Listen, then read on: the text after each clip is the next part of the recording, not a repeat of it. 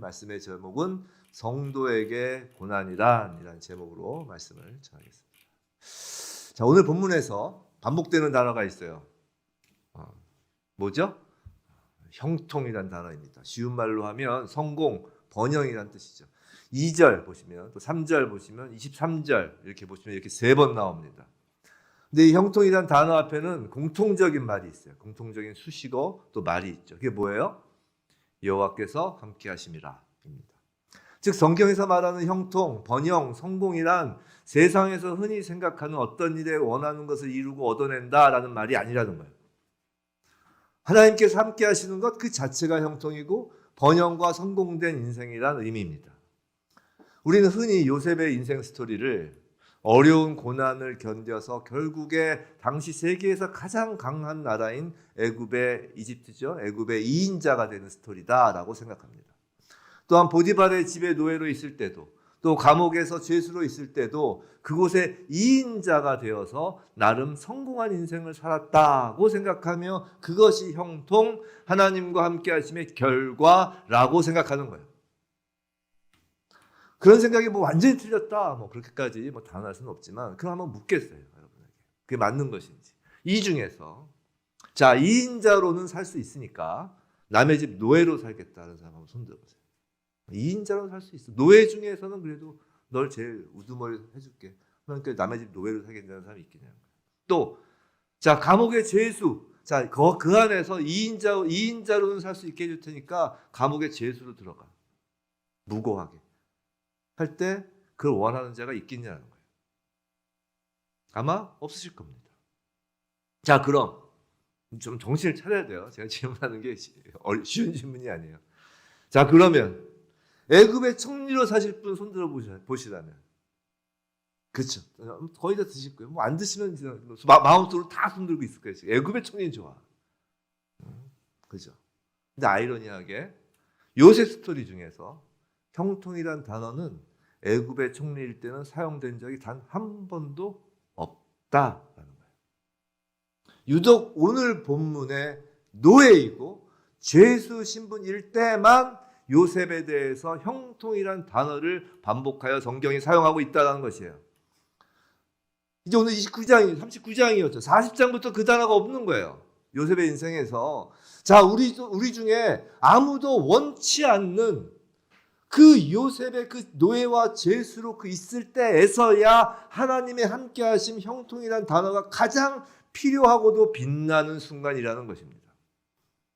무슨 말이냐면, 자, 여기서의 형통함이란 총리가 되는 것이 형통함이 아닌 것처럼 노예와 죄수의 우두머리가 되는 것이 형통함이 아닌 것이고, 오히려 누구도 원치 않는 노예, 죄수와 같은 극심한 고난 가운데 하나님의 함께 하심으로 그 말도 안 되고 억울한 고난의 시간을 보내는 것이 형통함이라는 것이에요.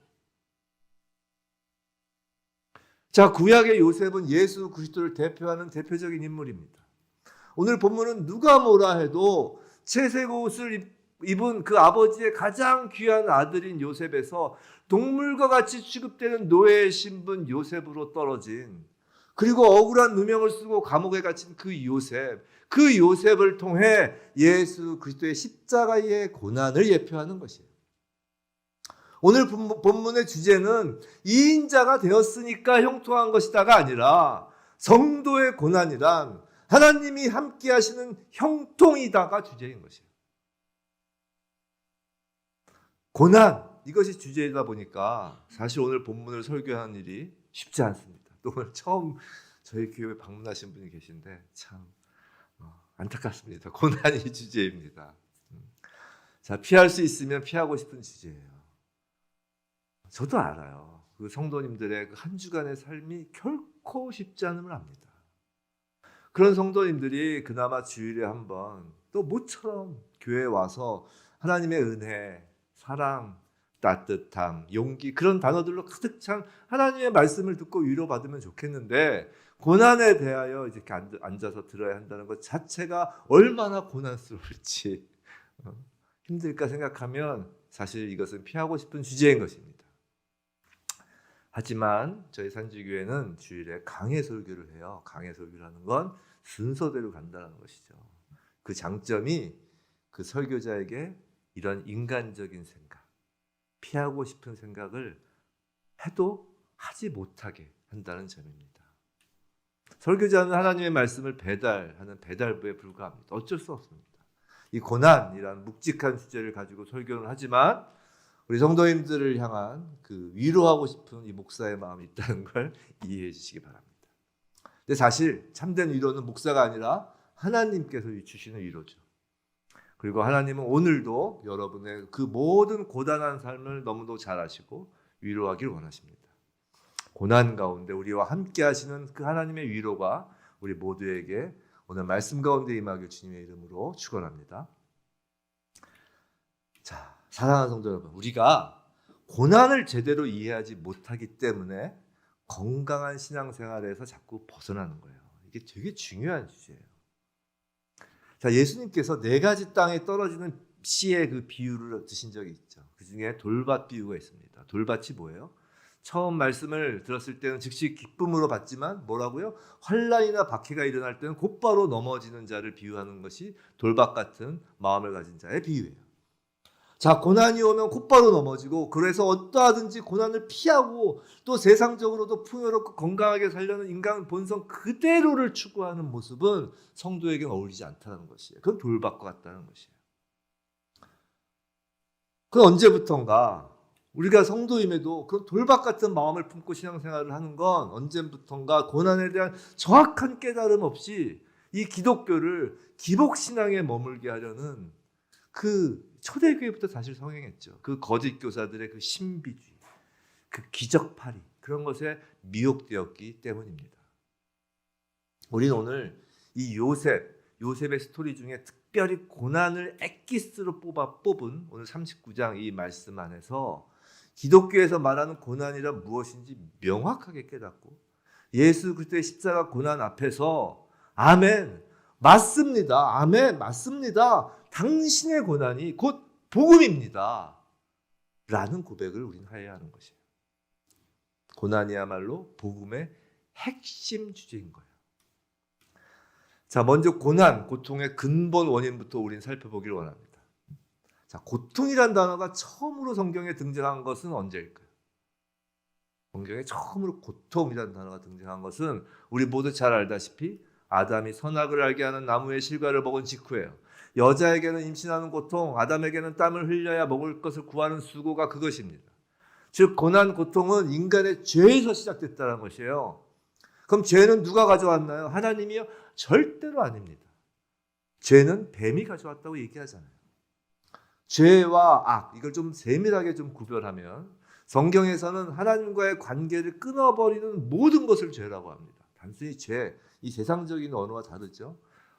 우리 성경에서 말하는 죄라는 것은 하나님과의 관계를 끊어버리는 모든 것을 죄라고 하고 그 끊어진 상태를 악이라고 해요. 즉 죄이든 악이든 하나님과 관계의 단절을 의미하는 것입니다. 그러니 하나님께서 죄를 시작하실 리가 없죠. 자, 뱀으로 상징되는 사단이 아담, 여기서 아담은 히브리어로 사람이란 뜻이에요. 물론 아담의 첫 인류인 아담의 이름이기도 하지만 사람이란 뜻이에요. 우리 사람으로 인식하고 봐야 합니다. 이 뱀으로 상징되는 사단이 사람을 유혹하여 아담을 유혹하여 하나님의 말씀에 불순종하는 죄를 짓도록 해서 하나님과 끊어진 그 악의 상태로 만든 것이에요.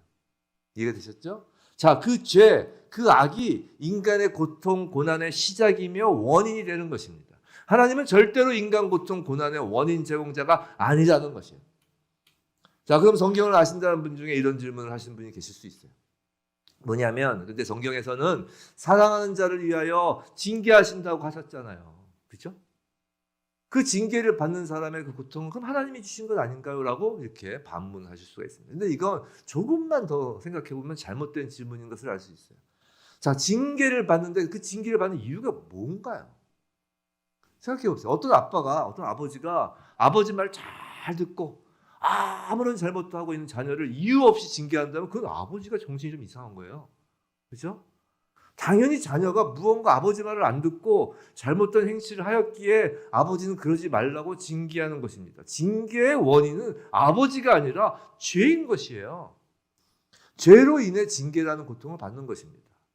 오히려 징계의 그 전제가 뭐였다고요? 사랑하는 자녀예요. 사랑하는 자녀. 물론 하나님의 그 사랑하는 자녀에 대한 징계는 갑자기 화를 내시는 그런 징계 스타일이 아니십니다. 오래 참으시죠. 오래 참으시고 난 후에 징계해요. 또 오랫동안 경고도 하십니다. 사인을 주시죠. 하지만 결론적인 것은 하나님은 죄에 빠진 사랑하는 자녀를 그냥 내버려 두시지 않는다는 것입니다. 만일 누군가 하나님의 말씀을 순종하지도 않고 하나님과 관계에서 완전히 벗어나 아무 하나님과 상관없는 삶을 사는데 아무런 경고도 없고 아무런 징계도 없다면 그건 징계가 없는 것이 아니라 하나님의 자녀가 아닌 것이에요. 응? 징계가 없는 게 아니라 하나님의 자녀가 아닌 것이에요. 그렇다고 하나님과 완전히 떨어진 관계에 있는 자라고 해서 그럼 고난이 없느냐? 그게 아니에요. 그게 아니라는 것이에요. 그들에겐 어쩌면 이 땅에서의 고통 고난이 아니라 마지막 때의 불못지옥의 영원한 고통 고난이 기다리고 있을 뿐이라는 것이에요.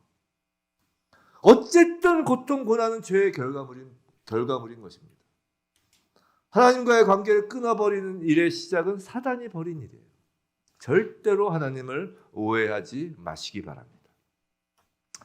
자녀를 임신하고 또 출산하는 고통이 더해지고 땅이 가시덤불과 엉겅퀴를 내어 땀을 흘려야 한다는 것은 이제부터 하나님과 온전히 함께였던 에덴에서는 더 이상 살 수 없게 되었다는 것을 의미해요. 그것은 에덴에서 누린 하나님으로부터 오는 무한한 풍요로움을 누릴 수 없게 되었다는 것을 의미해요.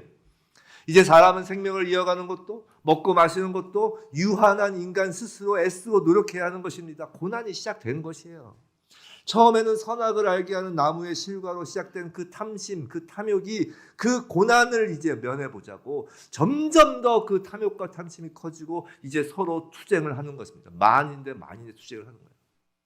시기하고 다투고 거짓말하고 빼앗고 죽이고 훔치는 일을 벌이는 것입니다. 인간끼리만 죄를 짓는 것도 모자라서 동물을 마구 죽이고 자연을 파괴하면서까지 인간의 만족을 충족하려고 하는 것이에요. 모두가 엉망이 된 세상, 사탄이 꿈꾸는 세상이 되고 마는 거예요. 이것이 죄악, 하나님과 관계가 끊어진 상태 속에서 멸망으로 치닫는 인간의 모습, 세상의 모습이에요. 아담, 사람이라고 했죠. 이 아담 곧 사람입니다. 나를 포함한다는 것이에요. 그 사람에 난 제외야. 저 사람이라고 했지. 나는 죄. 그게 아니라 나를 포함한 사람이라는 것이에요. 나의 죄 때문에 나뿐만 아니라 다른 사람도 고난을 받는 것이고 다른 사람의 죄 때문에 나도 고난을 받는 것입니다. 이렇게 세상은 죄라는 하나의 커다란 거미줄 메커니즘으로 얽혀 있는 것이에요. 그런 거미줄로 얽혀 있는 거예요. 아주 오래전에 제가 막내딸과 나눈 대화를 옛날 설교에서 한번 인용한 적이 있어요. 들어보신 분도 계시고 안 들어보신 분도 계시고 이런 거였습니다. 제 막내딸 아이가 어느 날 고난에 대해서 물어보았습니다. 중학교 때였나 초등학교 고학년 때였나 그랬어요. 고난이 무엇인지를 물어봤어요. 하나님이 고난을 주신 것이냐, 도대체 어디서 고난이 시작된 것이냐라는 질문이었어요. 차원이 높죠? 중학교 1학년짜리였습니다. 그때도 제가 고난은 하나님으로부터 비롯된 것이 아니라 죄로 인한 것이다 라고 말을 했죠. 그러자 금방 억울하고 화난 표정으로 그럼 내가 죄를 지어서 내가 지금 고난을 받는다는 거야? 뭐 이런 거죠. 억울하다는 거죠. 다 그렇게 얘기하잖아요. 억울하잖아요. 저는 그럴 수도 있고 아닐 수도 있다고 하면서 아닐 수도 있는 경우로 이런 예를 들어주었습니다. 예를 들어서 딸아이가 불량식품을 먹고 배탈이라는 고통, 고난을 겪었다고 합시다. 그럼 그 고난은 누구의 죄 때문인가요? 불량식품을 만든 사람의 죄 때문입니다. 또한 그 불량식품을 제대로 감독하지 못한 기관의 책임자의 죄 때문이기도 할 것입니다. 아니 어쩌면 식품을 만든 사람은 죄가 없는데 그 제품을 만드는 재료가 불량하고 그것을 공급하는 사람의 죄일 수도 있습니다. 어쨌든 한 아이의 배탈이라는 그 고난도 우리가 알든 모르든 여러 가지 죄가 얽히고 설켜서 만들어낸 일이라는 것이에요.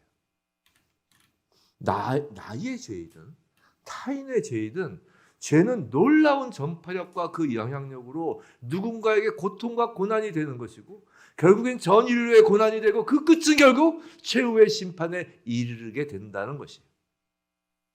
그래서 어찌 보면 우리가 이 땅에서 겪는 고난, 고통은 바로 그 죄로 인하여 받게 될 그 최후의 형벌, 그게 뭐예요? 불모 지옥 형벌을 살짝 맛보기로 보는 것일 수 있다라는 것이에요. 오늘 요셉은 바로 그 지옥 형벌을 십자가에서 몸소 받으신 예수 그리스도를 예표하는 것입니다. 지옥의 한자로 뭐예요? 땅지자에 감옥할 때 옥자잖아요. 이 땅에서의 감옥에 요셉이 갇히는 것이에요.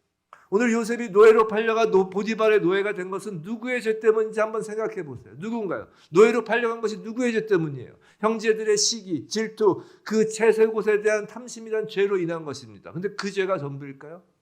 노예상들도 있잖아요. 사람을 짐승처럼 사고 파는 사람들. 그 시스템 전부가 죄인 것이에요. 그 시스템과 관련된 모든 자들이 죄인인 것이에요. 또 감옥에 가게 된 것은 누구의 죄 때문인가요? 당연히 보디발 아내의 그 욕정과 거짓이라는 죄 때문이죠. 또한 보디발의 그 이성을 상실한 분노라는 죄 때문입니다. 여러 가지 죄들이 얽힌 거예요. 한 인간이 그럼 그 안에서 거룩하려고 노력하였다고 해서 하나님께서 그 상으로 고난을 피하게 하실까요? 그러지도 않아요. 그 예가 오늘 본문이잖아요. 보세요. 요셉이 하나님 앞에 죄를 짓지 않기 위해 보디발 아내의 유혹을 뿌리쳤는데 그 상이 감옥이에요. 상은커녕 세상의 죄라는 그 거미줄에서 요셉은 노예보다 더한 고통인 감옥의 죄수가 되는 것입니다. 이것이 죄의 무서운 점이고 고난의 실체라는 것이에요. 여기까지 고난의 실체 전반부를 말씀드렸어요. 그런데 이런 고난을 성경에서는 놀랍게도 유익이다라고 한다는 것이. 이게 우리를 힘들게 하는 거예요. 우리 크리스찬들이 힘든 게 바로 이거예요. 성경에 이 말이 없으면 좋겠는데 그냥 고난은 고난이다, 힘들다, 어떻게든지 벗어나라 이러면 좋겠는데 성경에서 세상에 고난이 유익이라고 하니까 이게 우리를 괴롭히는 거예요. 사실 고난이 우리를 괴롭히는 것보다 이 말씀이 더 우리를 괴롭혀요. 이런 속담이 있죠. 젊어서 고생은 사서도 한다. 근데 이 속담은 매우 비성경적인 속담이에요. 왜냐하면 이 속담에서 말하고자 하는 의미가 뭐예요? 젊어서 고생하면 그 고생을 극복하기 위해서 열심히 노력하고 돈을 열심히 버는 동기가 되어서 나중에는 젊어서 고생하지 않은 사람들보다 훨씬 잘 먹고 잘 살게 된다라는 자수성가 입신양명의 의미를 내포하는 속담이잖아요. 이건 완전히 죄로 덮인 그 세상의 메커니즘에서 다른 사람보다 더 높아지고 다른 사람보다 더 많이 갖고 다른 사람보다 더 유명해지는 그 길을 쫓는 악인의 길을 제시하는 세상 속담인 것이에요. 우린 요셉의 이야기에서 이런 설교도 들어보신 적이 있을 것이에요. 오늘 본문 가지고 이런 설교를 들으신 적도 있을 거예요. 요셉이 젊은 시절 노예로 있으면서 보디발 집안을 관리하며 경험한 것과 감옥에서 감옥을 관리하며 많은 정치법으로부터 배운 세상 지식이 나중에 총리로 쓰이기 위한 하나님의 배려였다라는 설교를 어디선가 들어보신 적이 있으실 거예요. 물론 인생의 온갖 경험이 나중에 쓰일 수 있습니다. 많은 경험을 해서 도움이 돼요. 하지만 성경은 그런 것을 말하지 않는다라는 것이에요. 성경에서 말하는 고난이란 세상 성공을 위한 징검다리가 아니라는 것입니다. 그럼 도대체 고난이 유익인 이유는 무엇일까요? 세상 성공을 위한 징검다리도 아니라면 도대체 뭐가 유익이라는 것이에요? 시편 119편 71절에 이런 말이 있어요. 메모만 해두시고 찾아보세요. 시편 119편 71절 고난당한 것이 내게 유익이라. 이 말씀이 우리를 괴롭게 하는 거예요. 이로 말미암아 내가 주의 율례들을 배우게 되었나이다 라는 말씀이에요.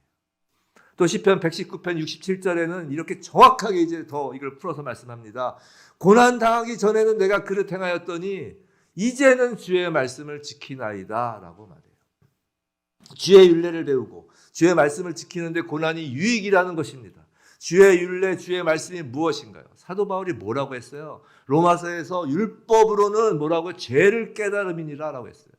즉 율법과 하나님 말씀에서 알게 하려는 그 죄를 고난을 통해 깨닫게 된다는 것이에요. 무슨 말이냐면 고난이 정말 고통스러우십니까? 그 고통스러움 속에서 배워야 할 것은 그 고난의 원천이 되는 죄를 끔찍하게 여기라는 것이에요.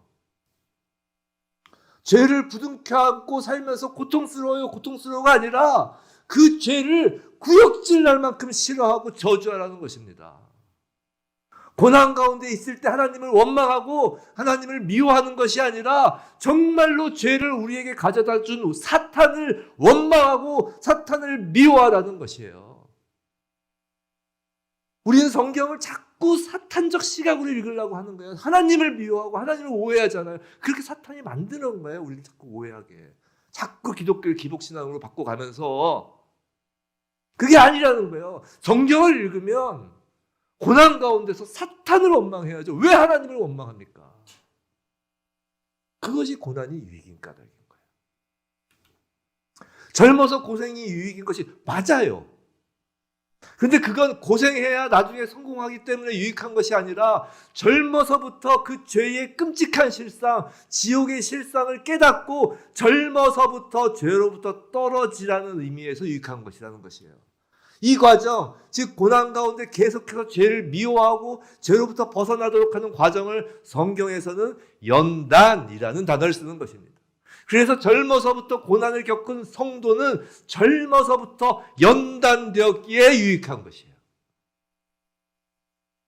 성도 여러분, 고난이 우리를 하나님으로부터 멀리 도망치게 하는 것이 아니라 하나님으로부터 멀리 도망치게 하는 것이 아니라 오히려 고난 때문에 죄로 인하여 그 죄를 미워해서 하나님과 끊어진 관계를 더 회복하기 위해서 예수 그리스도를 붙잡고 놓지 말아야 하는 것입니다. 그것이 세상 사람들이 고난 앞에서 보이는 그 남을 탓하고 원망하는 모습과는 완전히 정반대의 성도의 고난 앞에서의 모습인 거예요. 근데 죄를 깨닫고 죄를 미워하며 또 하나님과 더욱 친밀해지는 것, 이게 고난의 유익이라고 했죠. 이것 외에 성도의 고난에는 정말 중요한 의미가 있어요. 이걸 잡아야 돼요. 오늘 본문에서 요셉의 고난 속에서 요셉 자신의 죄가 있나요? 오늘 왜 이 39장 여기서 이걸 이렇게 디테일하게 썼겠어요? 왜 이렇게 자세히 썼겠어요? 그건 요셉이 죄가 없다라는 걸 얘기하고 싶은 거예요. 눈씻고 찾아봐도 오늘 본문에서 요셉의 잘못은 단 하나도 없어요. 다 형제들의 죄였던 것이고 보디발 아내의 죄로 인한 고난이잖아요. 요셉은 참으로 예수 그리스도를 예표하는 거예요. 흠이 없는 거예요. 지금 39장에서 흠 없이 고난을 받는 것이에요. 예수가 흠 없이 우리 모두의 죄를 대신하여 십자가 고난을 받으신 것처럼 요셉은 형제들의 죄와 보디발 아내의 죄를 짊어지고 고난을 받고 있는 것이에요. 예수께서 우리의 모든 죄를 짊어지신 것을 예표하고 있는 것이라고요. 성도의 고난에는 누구나 이런 측면이 반드시 있어야 한다는 것이에요. 한번 생각해 보세요. 바울이 왜 그렇게 고난을 찬미하였나요? 바울의 가장 큰 고난을 준 사람들이 누구예요? 바울이 진 그 고난은 바로 자신의 동족인 자신이 그토록 사랑하는 유대인들의 죄로 인한 그 고난이었기 때문이에요. 유대인들이 바울을 모함하였고요. 돌을 치고요. 암살당까지 조직하는 그 유대인들의 그 죄로 인하여 받는 고난을 바울은 기뻐하며 감수하였던 것이에요. 그 죄를 짊어지는 것이기 때문이죠. 그리고 그 고난을 뭐라고 하나요? 골로새서 1장 24절에서 그리스도의 남은 고난이라고 하는 것이에요.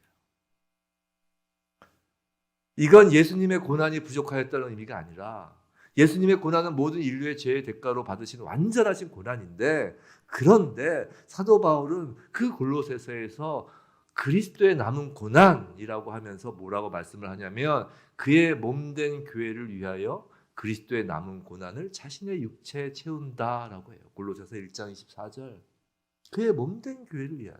즉 교회는 머리 대신 예수 그리스도께서 고난을 받으셨기에 너무도 당연히 몸된 교회로서 고난을 경험할 수밖에 없다라는 의미예요. 성도 여러분, 성도란 그리스도의 몸된 교회인 것입니다. 교회는 그리스도의 십자가가 세워진 곳이에요.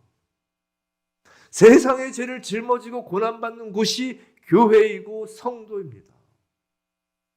이 고난은 원망하고 하소연할 것이 아니에요. 감사의 영광의 신분인 것이에요. 놀랍지 않습니까? 어찌 우리 같은 피조물이 창조주께서 친히 지신 그 십자가를 질 수 있단 말인가요? 근데 하나님과 관계가 끊어진 이 세상에 악이 가득한 상황에서 그 끊어진 세상과의 관계를 잇는 그 놀랍고도 은혜롭고도 그 위대한 예수님의 사역에 우리를 초청하시는 거라니까요. 이것이야말로 만사형통, 즉 늘 하나님께서 우리와 함께 하시지 않고는 우리가 감당할 수 없는 고난인 것이에요. 그래서 성도라면 누구나 예외 없이 세상 죄로 인한 고난을 짊어지는 것이고, 이웃의 죄를 고난으로 짊어지는 것이고, 사랑하는 가족의 죄를 고난으로 짊어지는 것입니다. 그래서 예수께서 무릇 예수의 제자라면 자기 십자가를 지고 따르라 하는 것이에요. 예수 그리스도의 남은 고난을 채우는 자라면 고난 때문에 하나님을 원망하지 못합니다.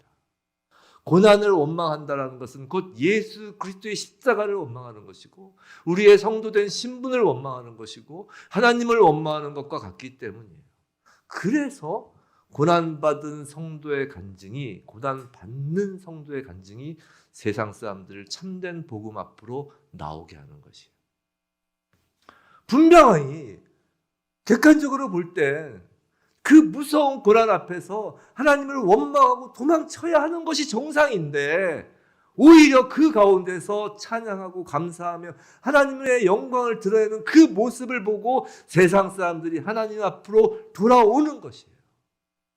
손양원 목사님이 아시죠? 두 아들의 그 죽음 앞에서 그 죽음을 순교로 감사하며 두 아들을 죽인 그 살인자를 자신의 양자로 삼았을 때 그 살인자가 목사가 되는 것이에요.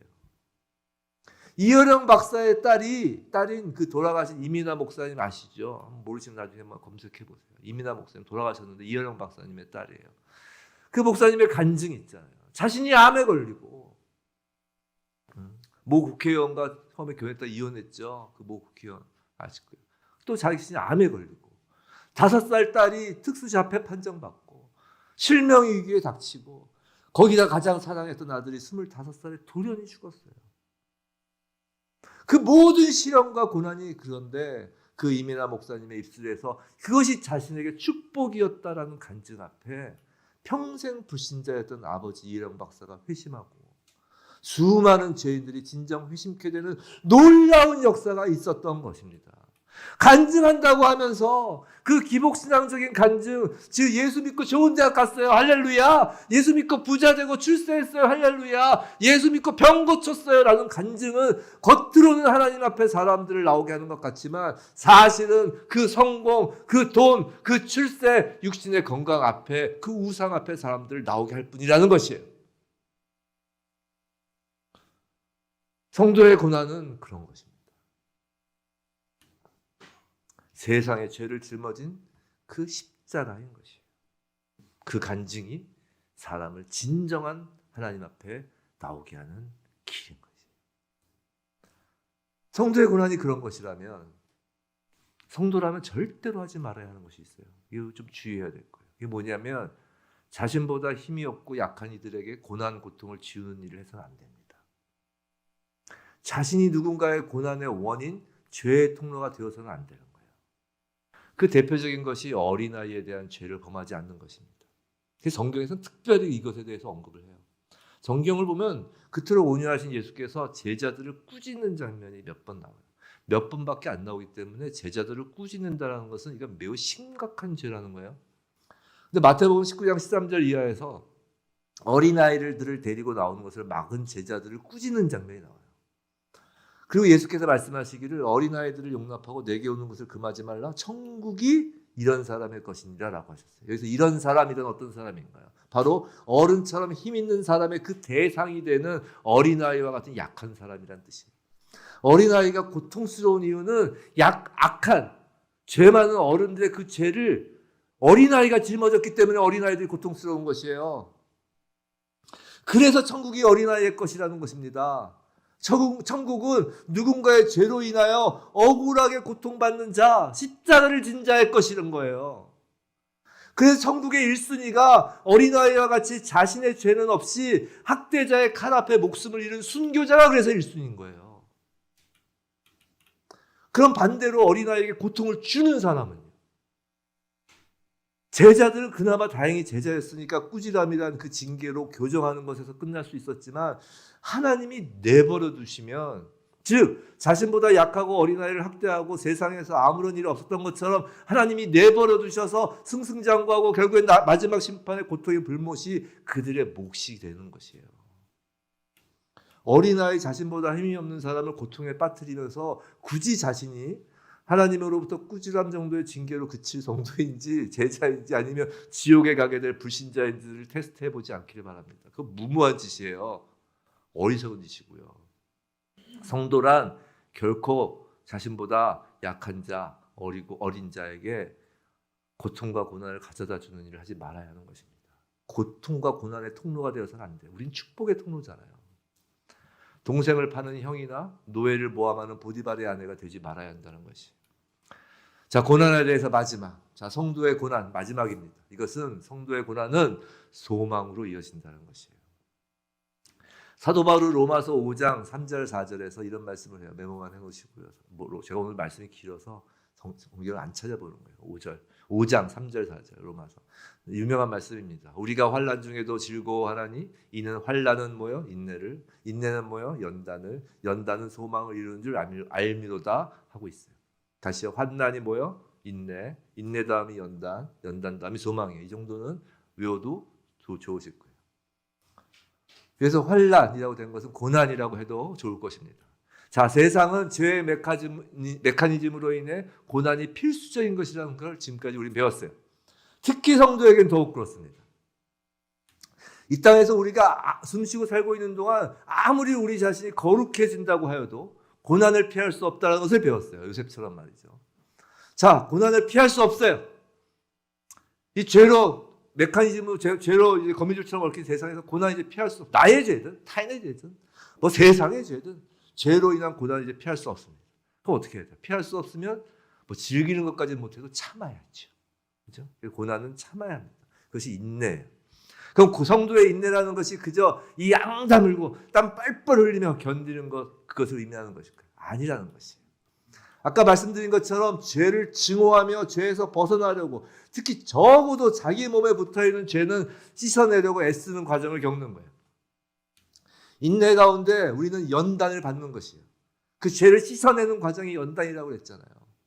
또한 세상 죄를 짊어지는 그 연단도 받는 거예요. 우리는 세상 죄를 짊어진다고 그랬잖아요, 성도는. 그 연단, 세상 죄를 짊어진다는 그 연단은 정말 말 그대로 죄는 미워하되 사람은 사랑하는 연단이에요.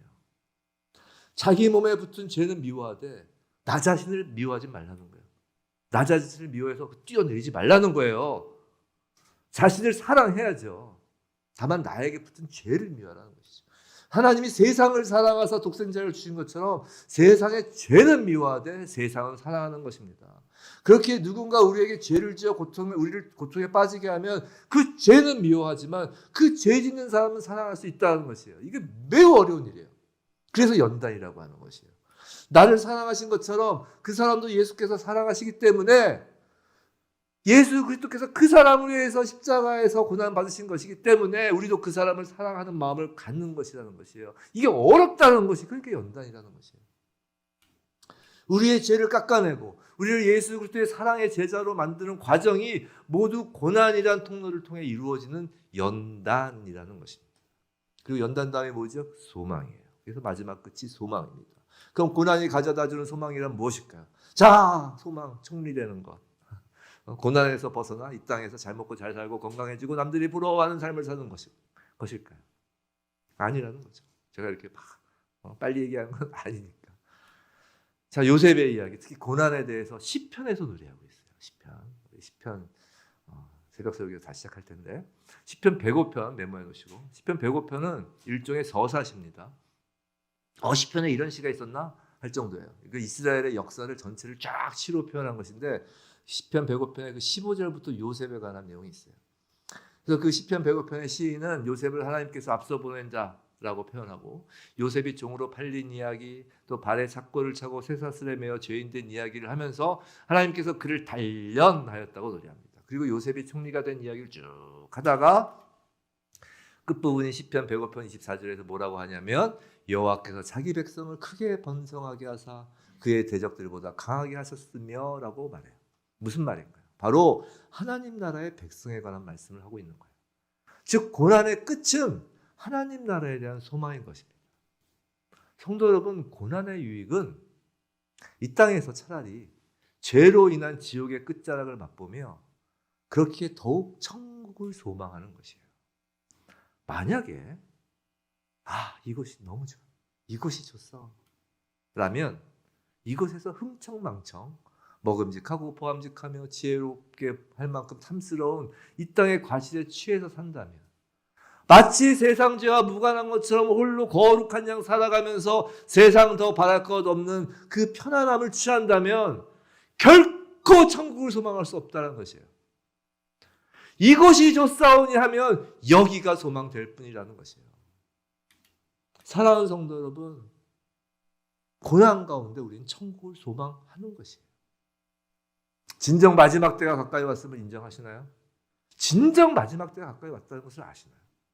요한계시록에 따르면 분명 마지막 때가 가까이 올수록 성도의 고난은 더욱 심해지면 심해졌지 세상에서 편안해진다고 하지 않았습니다.